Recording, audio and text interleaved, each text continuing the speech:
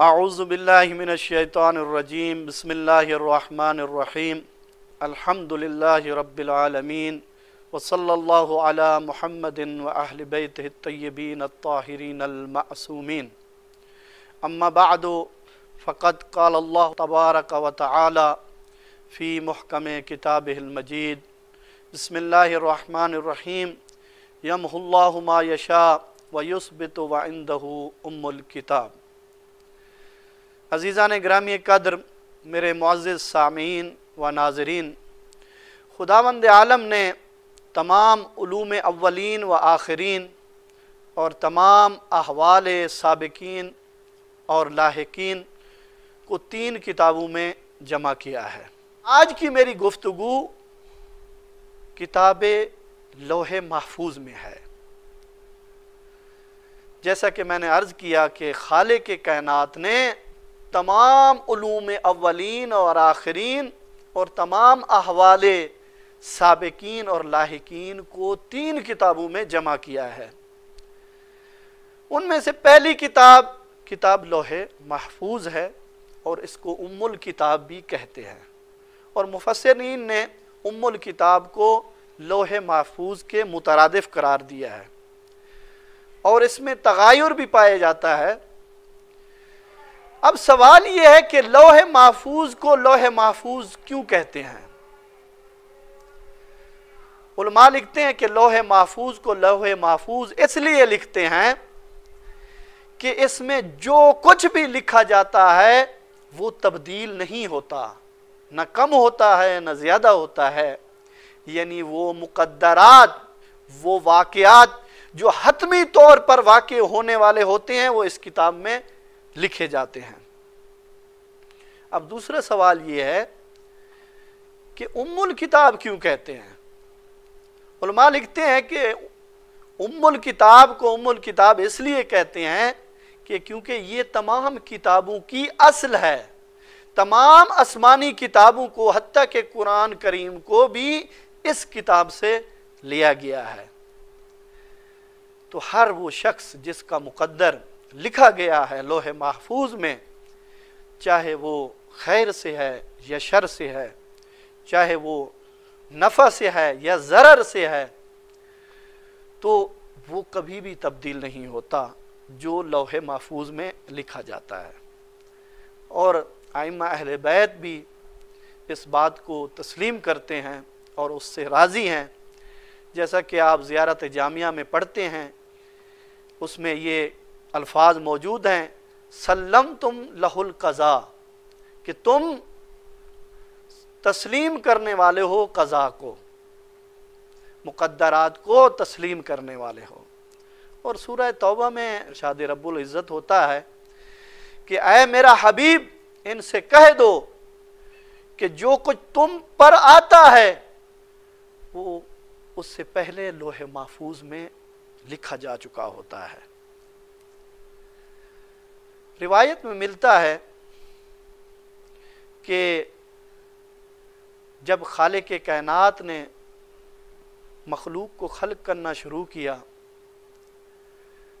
तो सबसे पहले खालिक़ कायनात ने कलम को खल्क़ फरमाया और कलम को हुक्म दिया कि लिखो। तो कलम ने कहा मैं क्या लिखूं। तो अल्लाह ताला ने फरमाया उक्तुब मा हुआ काइनुन इला यौमिल क़ियामा, कि वो लिखो जो क़यामत तक होने वाला है। तो सबसे पहले जो कलम ने जो अल्फाज लिखे लौहे महफूज में वो ये अल्फाज थे, अना तव्वाब, कि मैं बख्शने वाला हूं। कौन है बख्शिश तलब करने वाला, मैं उसकी तौबा को कबूल करूँगा। तो अज़ीज़ान गिरामी कद्र, अल्लाह का तौबा का दरवाज़ा खुला है। जैसा कि हदीस कुदसी में इरशाद रब्बुल इज़्ज़त होता है कि मा मिन यौमिन जदीदिन, कि इंसान जब नए से नया दिन आता है, तेरी ज़िंदगी का नया दिन आता है, तो मैं तेरे लिए रिज़्क़ भेजता हूँ। और आगे इरशाद होता है वमिन लैलतिन, जब रात होती है तो फरिश्तों से पूछता हूँ कि मैं तो इनके लिए नए से नया रिज्क भेजता हूँ, और इन्होंने क्या मेरे लिए कोई नेक अमल किया है? तो फरिश्ते देखते हैं उसमें नए से नया गुनाह होता है। तो अल्लाह यहाँ कह दे कि इंसान, मैं तेरे लिए नए से नया रिज्क भेजता हूँ और तू उसके बावजूद नए से नया गुनाह भेजता है। लेकिन उसके बावजूद आ, तेरे लिए तौबा का दरवाज़ा खुला है, आ तू तौबा कर और मैं तेरी तौबा को कबूल करने वाला हूँ।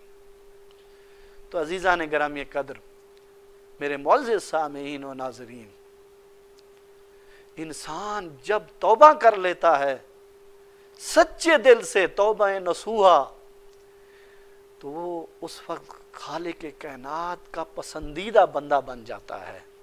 अल्लाह उसको पसंद करता है, और जिसको अल्लाह पसंद करे तो अल्लाह उसके बारे में फरमाता है, मन तलबनी वजदनी वमन वजदनी अरफनी वमन अरफनी अशकनी वमन अशकनी अशक्तहु वमन अशक्तहु कतलतहु वमन कतलतहु वमन अलैहि दियतहु वमन अलैहि दियतहु व अना दियतहु। याद रखो, जो मुझे चाहता है मैं उसको चाहता हूँ, और जो मुझे पाता है मैं उसको पाता हूँ, और जिसको मैं चाहने लगता हूँ, जिसको मैं पसंद करने लगता हूँ, तो उस पर मैं आशिक हो जाता हूँ, और जिस पर मैं आशिक हो जाता हूँ उसकी खून बहा दियत मैं खुद बनता हूँ। तो अजीजों, जब इंसान सच्चे दिल से तौबा कर लेता है तो उस वक्त खालिक कायनात उसको पसंद करता है। रिवायत है माविया बिन वहब से, वो बयान करते हैं कि एक मरतबा इमाम जाफर सादिक अलैहिस्सलाम कह रहे थे कि जो शख्स सच्चे दिल से तौबा करता है अल्लाह उसको पसंद करता है। तो माविया बिन वहब कहता है उसके बाद कि ऐ फरजंद रसूल, जब इंसान तौबा कर लेता है तो फिर उसके गुनाह खालिक कायनात मिटा देता है, छुपा देता है। तो इमाम फरमाते हैं, हाँ, जब इंसान सच्चे दिल से तौबा कर लेता है तो खालिक कायनात, वो जो फरिश्ते दो होते हैं लिखने वाले, उन पर वाही करता है, उनके अज़ा और जवाहरे पर, और उनको कहता है कि इनके जितने भी गुनाह हैं इनको छुपा दो। और ज़मीन पर भी वाही नाजिल करता है कि वो इंसान गुनाहगार ज़मीन के जिस जिस कोने पर उसने गुनाह किया होता है, तो उस ज़मीन के हर हर टुकड़े पर वाही होती है कि इस बंदे के गुनाह को छुपा दो। इमाम जाफर सादिक अलैहिस्सलाम से जब अल्लाह के इस फरमान के बारे में पूछा गया कि खालिक कायनात का इरशाद है, या अय्युहल्लज़ीना आमनू तूबू इलल्लाहि तौबतन नसूहा, ऐ फरजंद रसूल, अल्लाह के इस फरमान से क्या मुराद है जो अल्लाह ने फरमाया तौबतन नसूहा? तो इमाम ने फरमाया कि तौबा नसूहा से ये मुराद है कि इंसान सच्चे दिल से गुनाह को छोड़ दे, फिर उस गुनाह का इर्तिकाब ना करे, तो ये सच्ची तौबा है। तो हम सबको चाहिए कि खुलूस दिल से अपने गुनाहों की माफ़ी मांगे और अल्लाह की बारगाह में तौबा करे। परवरदिगार से दुआ है कि परवरदिगार हम सब के सगीरा कबीरा गुनाह माफ़ फरमाए और अल्लाह ताला हम सब की तौबा कबूल फरमाए। वमा अलैना इल्लल बलागुल मुबीन।